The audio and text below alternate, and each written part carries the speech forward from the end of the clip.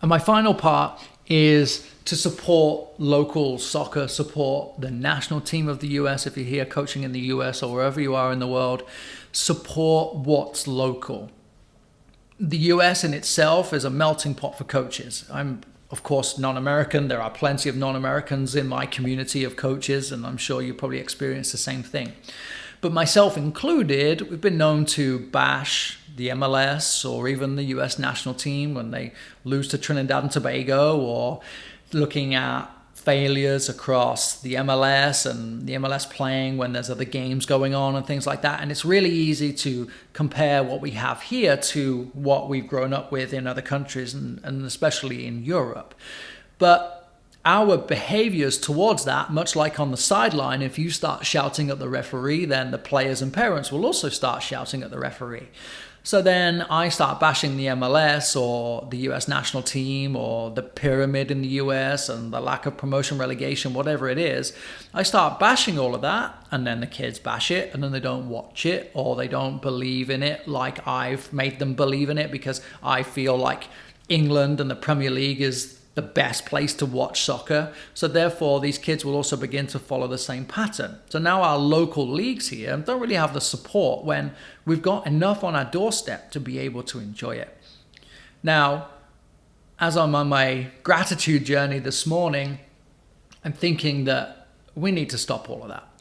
We need to encourage local soccer, whatever that level is. However you feel about the pyramid and the closed pyramid, or if you want to support the local pyramid that is having an element of relegation and promotion, then we can go and support those too. But it's not the Champions League, and it's not the Premier League or La Liga, and it's not the same quality of players. But it is soccer to watch. It is an element of a game that kids can get in front of and go and be a part of.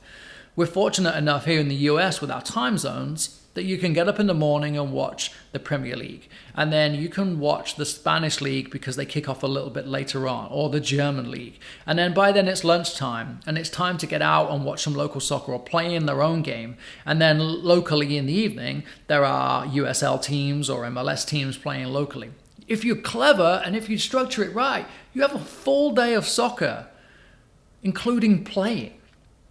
And I think that as the influencers in these players' lives, we can really impact that. We can really find a way to tie in all of those games and all of those moments of soccer for these players to enjoy more.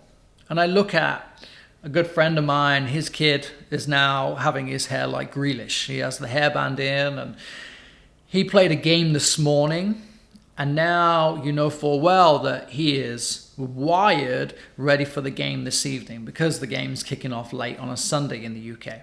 And I want every player to feel that way. So maybe now you just grab your phone really quickly and send a message to all of the parents on your team and say, don't forget there's a game on at noon if you're on the West Coast. Put it on. It's on ESPN, put it on. It's live on Twitter. It's live on Facebook. Put it on. I have to give a reminder. Maybe you organize a team outing for the next local USL game or the local college team that's going to go and play. If you do IDPs with your players, which you probably heard me rattle on about a lot now, within the IDP, in my template, I have the players identify a player that they want to emulate, identify their next role model. And it can change all the time if they want it to, but it's beginning to identify the professional game with the game that they are playing. Watch their highlights on YouTube. So to sign off, in England, schools will start late tomorrow because of the game tonight.